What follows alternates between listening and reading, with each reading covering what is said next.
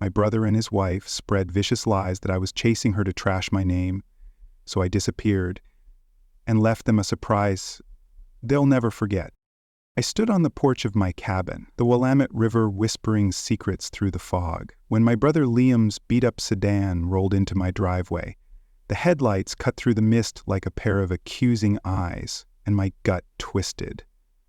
I hadn't seen him in months, not since Mom's last birthday dinner, where he'd shown up late, reeking of cheap whiskey and broken promises. The rain was coming down in sheets, drumming on the cedar roof above me, and I could already feel the weight of whatever mess he was about to drag into my life. I'm Ethan Carter, the guy who's always been the family's anchor, the one who picks up the pieces while everyone else is busy smashing them. But that night, as Liam stepped out of the car with his wife Sophie trailing behind like a shadow, something inside me snapped. I was done playing the hero. Done.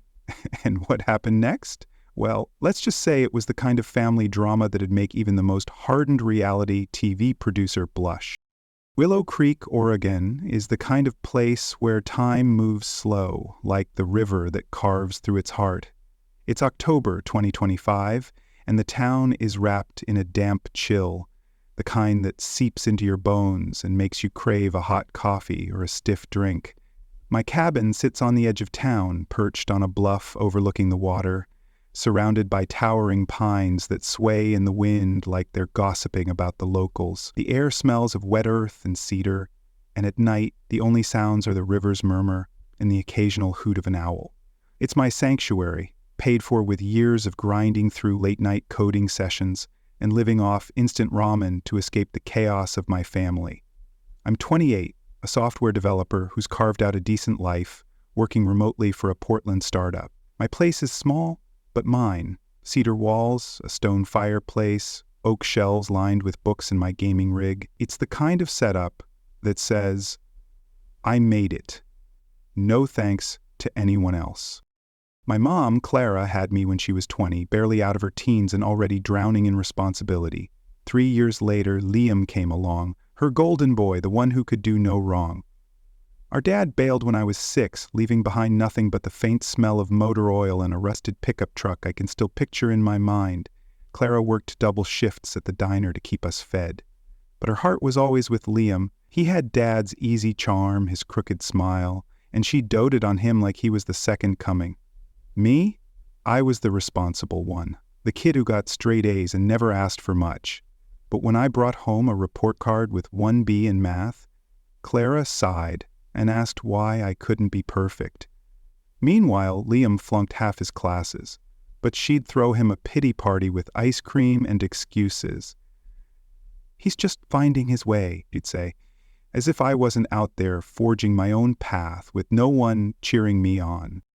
Liam was the star of the Willow Creek High soccer team, all charisma and no follow-through. He'd score a goal and the whole town would lose their minds while I was hunched over a keyboard teaching myself to code. Clara never missed one of his games. But my coding competitions? Sorry, honey, I've got a shift. By 16, I was working at Tech Haven, the local repair shop, fixing laptops and saving every dime for college. Clara married Tom, a quiet mechanic with grease-stained hands and a decent heart, when I was 17. He stayed out of our way mostly, but he couldn't rein in Clara's favoritism. I moved out at 18, put myself through community college, then transferred to Oregon State for a computer science degree. 4 years of sleepless nights and side hustles later, I graduated debt-free, a feat I'm still proud of. Liam? He snagged a soccer scholarship to some small college in Idaho, partied his way through 1 semester, and came crawling back to Clara's. By 24, I'd landed a solid remote job, bought my cabin, and settled into a life I could call my own. The view from my porch, mossy trails winding through the pines, the river glinting under the moon, was worth every sacrifice. Liam, meanwhile, was 21, jobless, and coasting on Clara's couch, cycling through minimum wage gigs he couldn't hold on to. Clara had divorced Tom by then and married Greg, a gruff contractor who built custom homes around Willow Creek. Greg was all right, kept the peace, but Clara ran the show, always did. 2 years ago, Liam met Sophie at Rusty's Bar, a dive where the jukebox only plays Springsteen and the floors are sticky with decades of spilled beer. Sophie was a barista with tired eyes and a story as rough as Liam's. Deadbeat dad, mom, lost to addiction. They were two lost souls who thought love could fix what ambition couldn't. They got hitched in Vegas after 4 months, no savings, no plan, just vibes. Clara cried like Liam had won the lottery. I gave them a $200 0 cents Walmart gift card and a silent prayer they'd prove me wrong. For a year, they bounced between Clara's farmhouse and Sophie's friend's couch.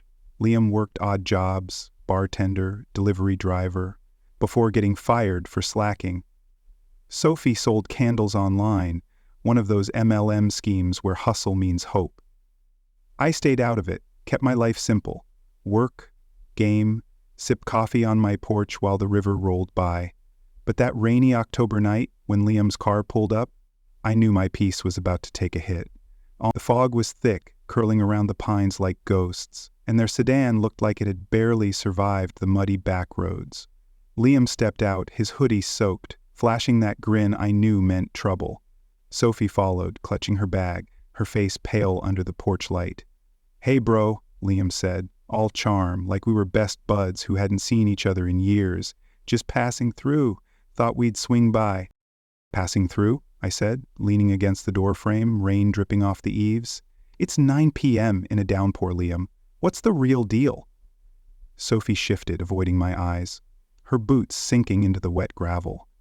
Liam's grin faltered, but he recovered fast. Okay, you got me. Our place got flooded. Pipes burst, total disaster. We just need a spot to crash for a bit. 2 weeks, tops." I should have shut the door right there. Every instinct screamed it. But family's a funny thing. It hooks you deep, even when you know better. Growing up, Clara drilled it into me. Look out for Liam, be the big brother, be the rock. So against my better judgment, I stepped aside. 2 weeks, I said, voice hard, and we're setting ground rules. My cabin's living room is my pride and joy. Stone fireplace, oak shelves with my sci-fi novels and coding manuals, a big window framing the river. The rain battered the glass as I laid out the terms. No parties, quiet after 10 p.m., since I'm up at 6 for work, clean up after yourselves, and most importantly, you're both job hunting. Actively. Liam nodded like a kid promising to do his homework. You got it, man. We'll be ghosts. You won't even know we're here. Sophie gave a small smile, her first real expression. Thanks, Ethan, really. I pointed them to the spare room, a cozy space with a twin bed and a view of the pines. As they shuffled in, whispering to each other, I felt that old familiar weight settle on my shoulders. 2 weeks, I told myself. I could handle 2 weeks. The first few days weren't awful. Sophie tidied up, even scrubbed the dishes after dinner. Liam spent hours on his phone, supposedly applying for jobs, though I had my doubts. Sophie mentioned an interview at a coffee shop in town, her voice hopeful but shaky. The cabin smelled of pine and coffee, and the river's hum kept things calm. But by the end of the first week, cracks started showing. My fridge was suddenly empty. My craft beers, my leftovers, gone. Dirty plates piled up in the sink, and muddy footprints tracked across my hardwood floors. I found a wet towel slung over my favorite armchair, the one I'd saved up for months to buy. "Guys," I said one evening, holding up the towel. "What's this?" Liam shrugged from the couch, eyes glued to his phone. "Oh, my bad. I'll get to it." Sophie mumbled an apology, but it was clear Liam set the tone.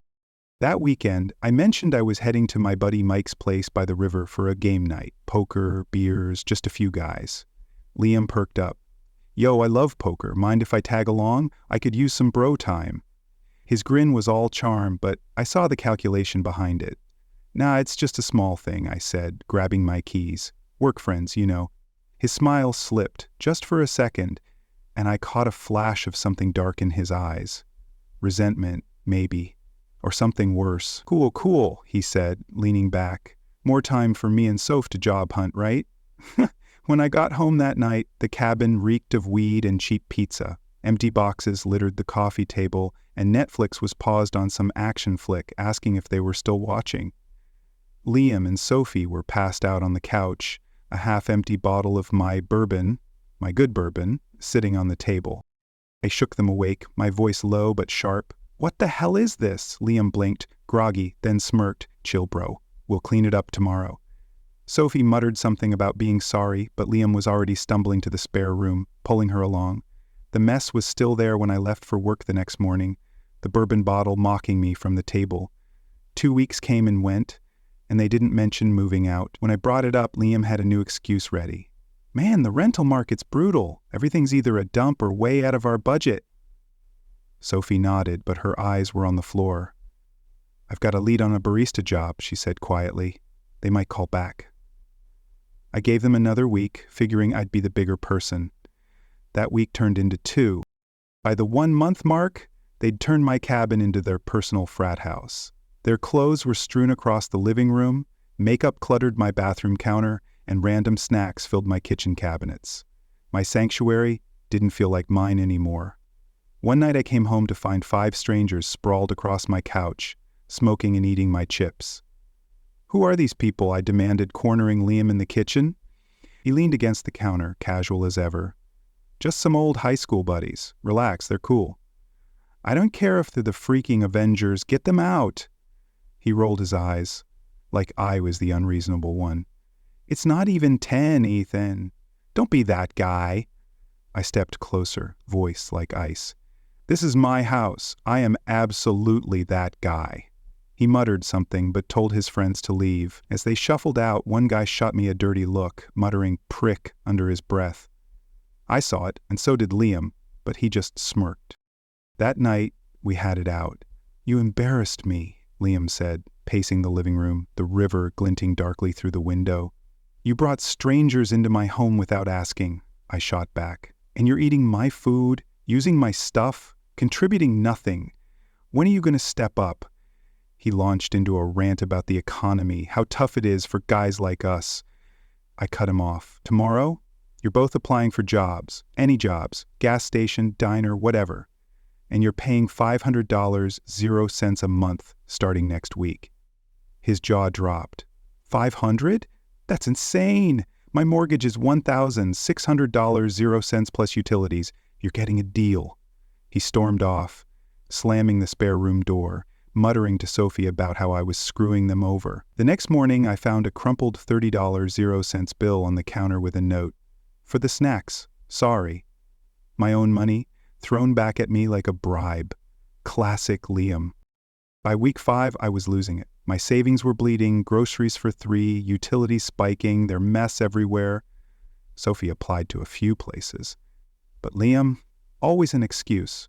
The application glitched, the manager wasn't in, he was waiting on a call. One day he cornered me in the kitchen, sheepish. "Hey, can I borrow your truck? Got a job interview across town." I raised an eyebrow. "Where?" He hesitated. "Techn Innovations. Real cutting-edge stuff." A quick Google search on my phone showed no such company. "Try again," I said. He dropped the act. "Fine. It's a business opportunity. Could be big money." "What kind?" I pressed. He shrugged. "You wouldn't get it." Translation: something shady. "No truck," I said, and that became a daily fight. They needed my truck for interviews, errands, networking. I said no every time, partly because I needed it for work, partly because I didn't trust them not to trash it. I made a decision I'd regret. I bought them a used 2010 Ford Focus for $4,000, 0 cents. Reliable, good on gas, a way to get them to jobs and out of my hair. When I handed Liam the keys, he lit up like I'd given him a Porsche. "Dude, you're the man," he said, actually hugging me. Sophie smiled, her first real one in weeks. I thought, maybe this is it. Maybe they'll get their act together. They didn't. They used the car for joyrides, trips to the lake, bars, even a weekend in Portland. 2 weeks in, the odometer showed 1,000 miles, and neither had a job.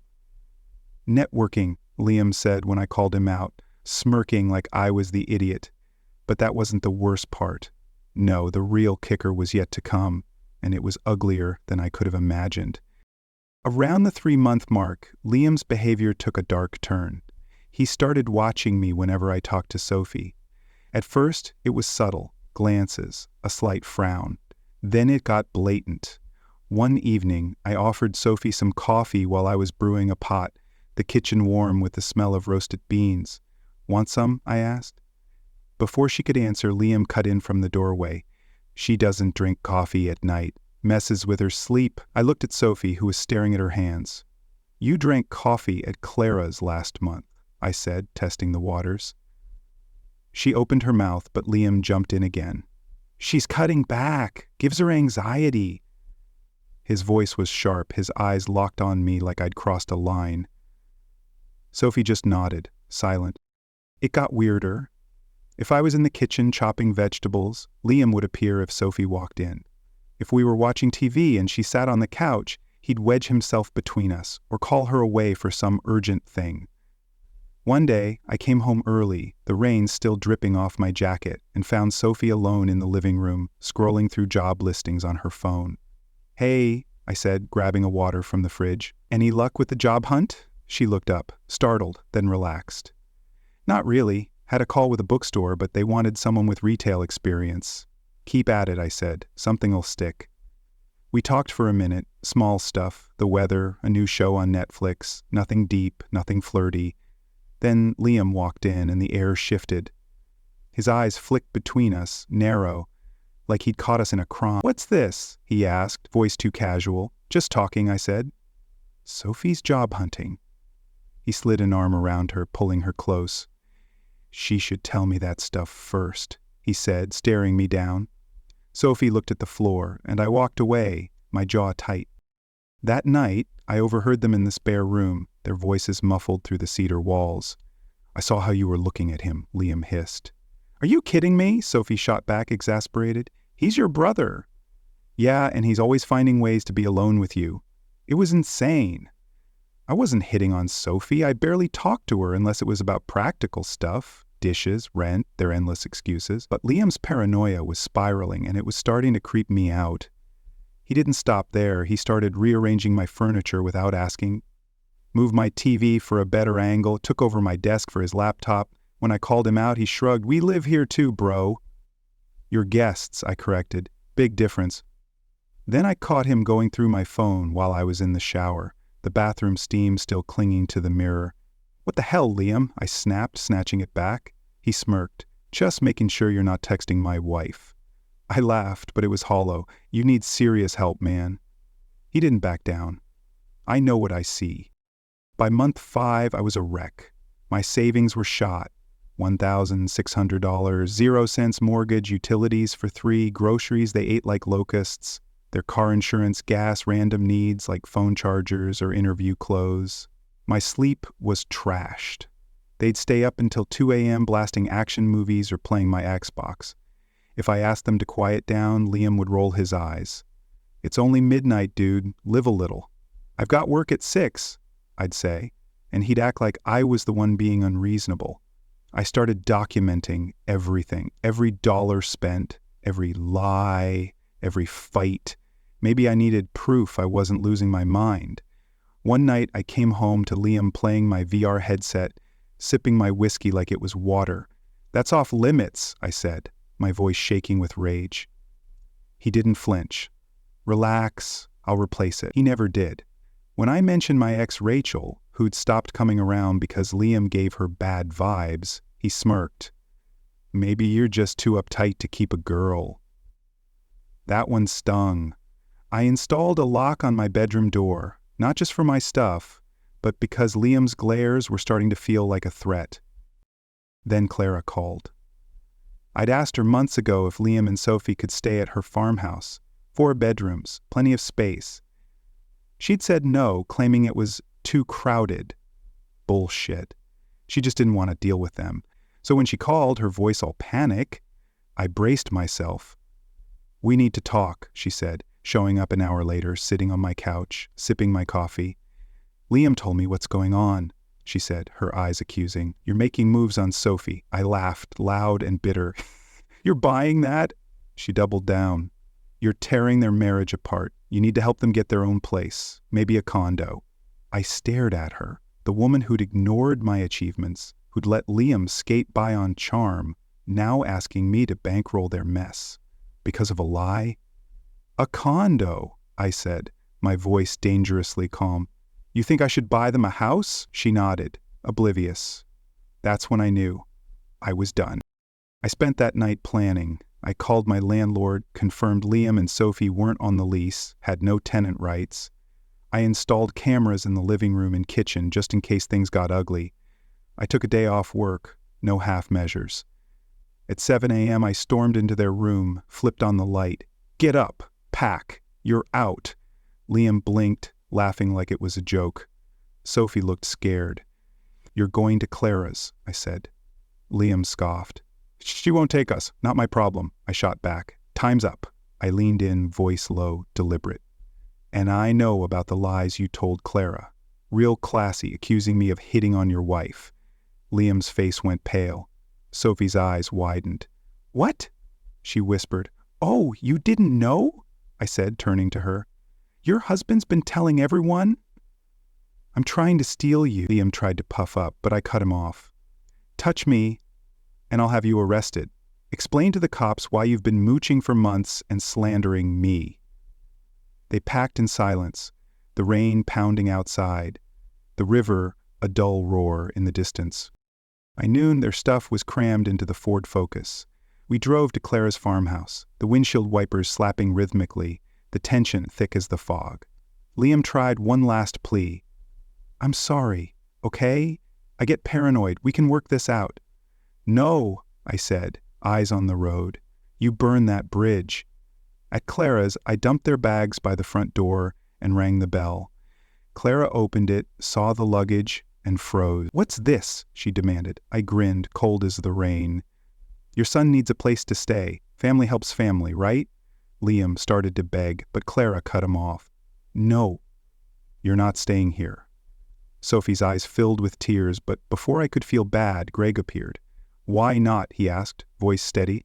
Clara spun on him, furious, but he held firm. They're your kids. We've got room. Ethan's done enough. Clara's jaw tightened, but I was already walking away. They're your problem now, I said over my shoulder, the river's hum fading as I drove off, leaving them in the rear view. That night I sat on my porch, the rain slowing to a drizzle, the pines whispering in the dark. For the first time in months, my cabin was mine again.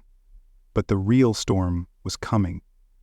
Liam's lies, Clara's betrayal, they'd left scars I couldn't ignore. And as I sipped my whiskey, staring at the river, one question burned. How far would they go to drag me back into their mess? I'd find out soon enough. The rain hadn't let up in days, hammering the roof of my Willow Creek cabin like it was trying to drown out the chaos Liam and Sophie had left behind. I stood in my living room, the cedar walls glowing under the soft light of a single lamp. The Willamette River a restless murmur outside. The muddy footprints were gone, scrubbed away with bleach and spite. But the weight of their presence lingered. 5 months of my life, my savings, my sanity, sucked dry by my brother's lies and my mother's enabling. I thought kicking them out would be the end of it. But as I sipped coffee on my porch that October morning in 2025, the fog curling through the pines like a bad omen, I had no idea the real storm was just beginning. Liam wasn't done with me. Not by a long shot. The first week after I dropped them at Clara's was pure bliss. I deep cleaned every inch of my cabin, the scent of pine cleaner replacing the stale weed and pizza grease. I rearranged my furniture, TV back in its rightful corner, desk cleared of Liam's junk, and turned the spare room into a home office, complete with a new gaming chair I'd been eyeing for months. The river glinted through the window, and for the first time in ages I slept through the night. No late-night explosions from action movies or Liam's obnoxious laugh. My savings were battered, but I was free. I started small, cutting back on takeout, picking up extra freelance coding gigs to rebuild my cushion. Life felt possible again, like I'd reclaimed my sanctuary. But freedom's a fragile thing when family's involved. By day 3, my phone started buzzing with unknown numbers, blocked. Then came the emails from Clara, long rants about how I'd abandoned Liam, how family sticks together. I deleted them without reading past the first line. Then the social media messages rolled in, distant cousins, old high school buddies, even my old boss from Tech Haven, all singing the same tune. Liam says you're having a breakdown, or Clara's worried sick man talked to her. Flying monkeys, every one of them swooping in to guilt me back into the mess. I blocked them all, my thumb moving with cold precision. Mind your own damn business, I'd reply, if I bothered to respond at all. The audacity of it burned. Liam, who'd mooched off me for months, accusing me of losing it? The guy who'd rifled through my phone, claiming I was after his wife, it was laughable. But it stung too, knowing Clara was buying his story. I should have seen it coming. Liam never played fair. A week after the eviction, I got home from a long day of debugging code to find my mailbox stuffed with a handwritten letter. No return address, just my name in Clara's loopy scrawl. I almost tossed it, but curiosity got the better of me. Inside, it was worse than I expected. Ethan, you've torn this family apart.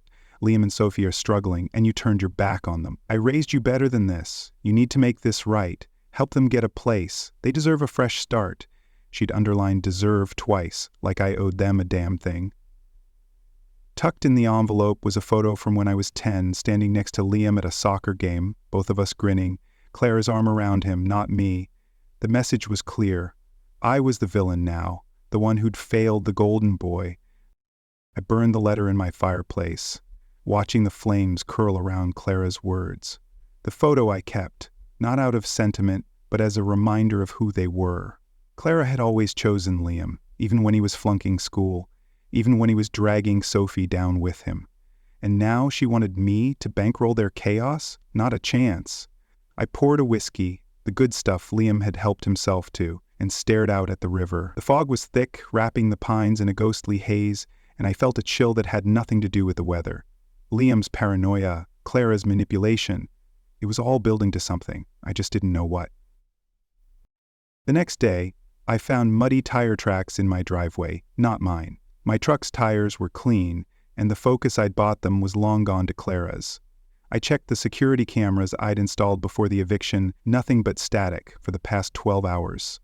Someone had tampered with them, and I had a sinking feeling I knew who. I called my landlord, a gruff guy named Hank, who'd lived in Willow Creek his whole life. "Ethan, you sure you didn't just have a power glitch?" he asked, but he agreed to check the wiring. No glitch. The cables had been cut, clean and deliberate. I upgraded the system that day, motion sensors, cloud backups, the works. If Liam was pulling something, I wasn't going to be caught off guard. Work kept me sane. My startup had me debugging a new app feature, and I threw myself into it. The clean logic of code, a stark contrast to the mess of my family. My coworker Mike noticed the change in me. "You seem lighter," he said over a Zoom call, his background a cluttered Portland apartment. "Yeah, I kicked some dead weight," I said, forcing a laugh.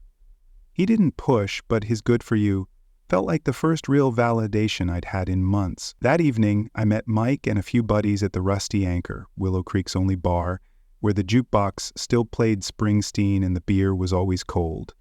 The river sparkled under the bar's neon lights, and for a few hours I felt normal. Laughing, trash-talking over darts, just a guy in his 20s, not a family punching bag. But normal never lasts. The next morning, I found my truck's tires slashed, all four, the rubber sagging against the gravel. The river's hum felt mocking now, the pines looming like silent witnesses. I called the sheriff, a guy named Daniels who'd known me since I was a kid fixing his laptop at Tech Haven. He took one look at the tires and sighed. "Got any enemies, Ethan?" "My brother Liam. He's pissed I kicked him out." Daniels raised an eyebrow but wrote it down. No fingerprints, no camera footage thanks to the cut cables. But he promised to swing by Clara's and have a word. I didn't expect much. Liam was slippery, always had been. But she'd been. That night, I got a text from an unknown number. "You're gonna regret this." Short, sharp, no signature. I didn't need one. I blocked it, but my pulse was racing. Liam wasn't just sulking, he was escalating. I started parking my truck in the garage, double-checking the lock, sleeping with a baseball bat by my bed. The cabin, once my sanctuary, felt like a fortress under siege. I hated it, this constant looking over my shoulder. But I wasn't about to let Liam win. I'd worked too hard for this life. Then Clara showed up, No call, no warning, just her standing on my porch, the rain soaking her coat, her face a mix of anger and desperation. The river roared behind her, swollen from days of rain, and the pines swayed like they were bracing for a fight. "We need to talk," she said, her voice shaking. I didn't move to let her in. "Talk, then." She launched into it, how I'd abandoned Liam, how he and Sophie were struggling at her place, how I owed them. Owed them? I cut her off, my voice rising. "I gave them a place to stay for 5 months, Clara. I bought them a car. I paid for their food, their gas, their damn phone chargers.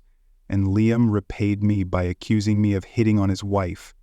Her eyes widened, but she didn't back down. "He's protective, Ethan. You know how he gets." "Protective," I laughed, bitter. "He's paranoid, and you're eating it up." She stepped closer, her voice dropping, almost pleading. "They need a fresh start. Help them get a place. You've got the money." I stared at her, the woman who'd missed my coding competitions but never Liam's soccer games, who'd let me raise myself while she coddled him. "You want me to buy them a house?" I said, slow, each word a blade. "After they trashed my life? After Liam lied about me to you?" She flinched but pressed on. "Family sticks together, Ethan."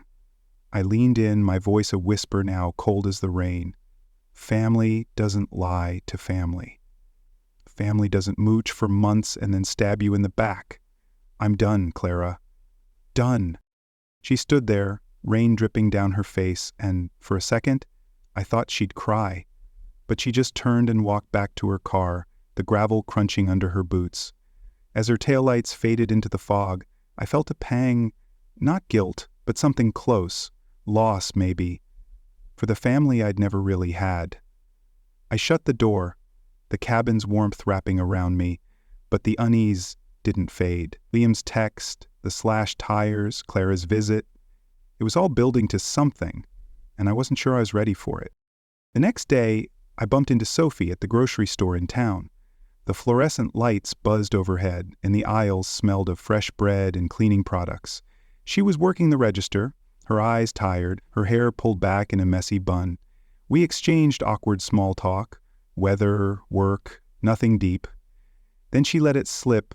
"We're not at Clara's anymore. She kicked us out." My stomach dropped. "Where are you staying?" I asked, not sure I wanted the answer. "A friend's garage," she said, voice barely above a whisper. "It's temporary." She looked away, then back, her eyes glistening. "I'm sorry, Ethan, for everything." I should have said something, stood up to him. I nodded, not trusting myself to speak. "You still with Liam?" I asked, finally. She nodded, and that was enough. I paid for my groceries and left, her apology echoing in my head, but not enough to soften the anger. That night, I got another text. "You think you're better than us? Watch your back." Same unknown number, same vibe. I didn't block it this time. I wanted evidence. I called Daniels, told him about the texts, the tires. He promised to look into it, but I could hear the doubt in his voice. Small-town sheriffs don't exactly jump at family drama. I started keeping a log of everything. Texts, Clara's visit. If Liam was coming for me, I'd be ready. Then it escalated. I came home one evening to find my front door ajar, the lock jimmied. My heart pounded as I grabbed the bat from my truck and stepped inside. The cabin was trashed. Books off the shelves, cushions torn, my gaming PC smashed on the floor. The air smelled of spray paint, and scrawled across my living room wall in red was one word: traitor. The river's hum felt distant now, the pines silent. I called Daniels, who showed up with a deputy, their flashlights cutting through the dusk. "This is personal," Daniels said, eyeing the graffiti. "You sure it's Liam?" I showed him the texts, the log, told him about the tires, the cameras. He nodded, grim. "We'll bring him in for questioning." They found Liam at Rusty's bar, 3 beers deep, acting like nothing was wrong. He denied everything, of course, claimed he was with Sophie all day, had an alibi from some buddy. Sophie didn't back him up this time, though. Daniels told me later she'd stayed silent, eyes on the floor, when they asked her to confirm. No charges stuck, circumstantial evidence, small-town politics, but Daniels warned Liam to stay away from me. I knew he wouldn't. The next day I upgraded my security again. Deadbolts, floodlights, a new camera system with a panic button tied to the sheriff's office. My cabin was a fortress now, but it didn't feel like home anymore. I started hearing whispers around town. Liam was telling anyone who'd listen that I'd kicked them out for no reason, that I'd tried to steal Sophie, that I was some cold-hearted tech bro who'd turned his back on family, people I'd known for years, neighbors, old teachers. Started giving me sidelong glances at the diner, the gas station. Willow Creek was small and gossip spread like wildfire. I ignored it, kept my head down, but it ate at me. I'd built this life from nothing, and now Liam was painting me as the bad guy. Clara didn't help. She was calling friends, family, spreading the same story. Even Greg, her husband, reached out, his voice heavy over the phone. "Ethan, I know you're done with them, but Clara's struggling. Liam's out of control, and Sophie's barely holding it together. They're in a motel now. Clara's footing the bill. I cut him off. Not my problem, Greg. I gave them everything, and they burned me." He sighed. "I get it. Just watch your back, kid." I did. Every day, I checked the cameras, the locks, the truck. I stopped going to the Rusty Anchor. Too many eyes, too many whispers. But Liam wasn't done. One night, I woke to the sound of shattering glass. The river was quiet, the pines still, but my heart was racing. I grabbed the bat, checked the cameras. There he was, Liam, caught on the new floodlights, hurling a brick through my kitchen window. I hit the panic button, and within minutes, Daniels was there, cuffing him as he tried to run. Sophie was in the car, sobbing, but she didn't stop him. Liam screamed as they dragged him away. "You'll pay for this, Ethan. You're nothing." I stood on my porch, the cold biting my skin, watching the red and blue lights fade into the fog. The river kept flowing, indifferent. The fallout was swift. Liam was charged with vandalism and trespassing, held on a $5,000 0-cents bond Clara couldn't pay. Sophie came to me the next day, standing in my driveway, the rain soaking her hair. "I didn't know he'd do that," she said, voice breaking. He's not right, Ethan. He thinks everyone's against him." I looked at her. This woman who'd let Liam drag her into his spiral, who'd never once stood up to him. "Why didn't you stop him?" I asked. Not angry, just tired. She shook her head, tears mixing with the rain. "I don't know how." I didn't have an answer for her. I told her to leave, and she did, her footsteps fading into the gravel. Clara called, begging me to drop the charges. "He's your brother," she said, her voice raw. "He's all I have." I hung up, my hands shaking. Greg called next, his voice steady but strained. "Liam's got issues, Ethan, real ones. Clara's in denial, but I'm getting him into a program, therapy, maybe rehab. Drop the charges, and I'll make sure he stays away." I thought about it, the kid I'd grown up with, the one I'd carried on my shoulders at soccer games. But that kid was gone, replaced by a man who'd trashed my home, my life. "I'll think about it," I said, but I already knew my answer. I didn't drop the charges. Liam pleaded guilty, got 6 months probation and a restraining order. Clara stopped calling. Sophie left town, back to her hometown in Idaho, last I heard. The whispers in Willow Creek died down, replaced by pitying looks and awkward small talk. I didn't care. I rebuilt new windows, new PC, new life. My savings recovered thanks to a big freelance contract. I started dating again. A woman named Lauren, a park ranger, with a laugh that made the river sound dull. She'd sit on my porch with me, her boots muddy from hiking, and we'd talk about everything but family. The cabin felt like mine again, the pines whispering approval, the river singing its quiet song. One evening, as the fog rolled in thick and the stars hid behind clouds, Greg showed up. He stood on my porch, hands in his pockets, looking older than I remembered. "Liam's in a program," he said, "anger management, therapy. He's trying, Ethan, for what it's worth." I nodded, not sure what to feel. "And Clara?" I asked. He sighed. "She's struggling, blames herself, blames you, blames everyone. I'm thinking of leaving, to be honest." I didn't know what to say to that. Greg was the only decent one in that mess, but I wasn't ready to let them back in. "Thanks for the update," I said, and he nodded, walking back to his truck. As his taillights vanished, I felt something shift, Not forgiveness, not yet, but a lightness. I'd carried them all for so long, and now I was free. I sat on my porch, the river's hum wrapping around me, and raised a glass to the life I'd fought for. The pines stood tall, the fog curled low, and for the first time, I didn't look over my shoulder.